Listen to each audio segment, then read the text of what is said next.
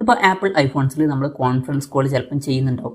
Conference call ചെയ്യുമ്പോൾ ചിലപ്പം ആ ഒരു കോളിൽ 3-4 ആൾക്കാരുണ്ടാവും. അപ്പം ഒരു 3 ആൾക്കാരുണ്ടെങ്കിൽ ആ ഒരു കോൾ നമ്മൾ കട്ടാക്കുമ്പം എല്ലാ കോളും കട്ടായി പോകുന്നതായിരിക്കും. ഇപ്പം കോൺഫറൻസ് കോളിൽ ഇപ്പം ഉള്ള ഒരാളെ മാത്രം ഡിസ്കണക്ട് ചെയ്യണം എന്നുണ്ടെങ്കിൽ അതെങ്ങനെ ചെയ്യാം എന്നുള്ളതിനെ കുറിച്ചിട്ടാണ് ഈ ഒരു വീഡിയോയിൽ നമ്മൾ പറയാൻ പോകുന്നത്.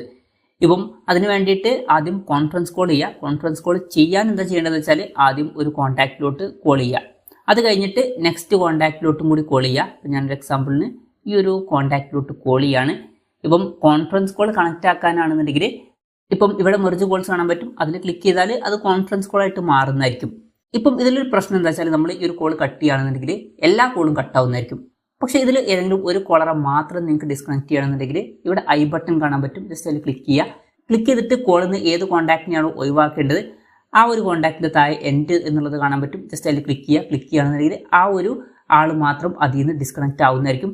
ഇപ്പം കോള് ഡിസ്കണക്റ്റ് ആയിട്ടില്ല, ആ ഒരു ആൾ മാത്രം ഡിസ്കണക്റ്റ് ആയിട്ടുള്ളൂ. അപ്പം ഇങ്ങനെ നമുക്ക് വളരെ സിമ്പിളായിട്ട് കോൺഫറൻസ് കോളിൽ കംപ്ലീറ്റ് കോൾ കട്ട് ചെയ്യാതെ ഒരു കോൺടാക്റ്റിനെ മാത്രം ഒഴിവാക്കാവുന്നതാണ്. ഈ ഒരു വീഡിയോ നിങ്ങൾക്ക് യൂസ്ഫുൾ ആയി എന്ന് വിചാരിക്കുന്നു.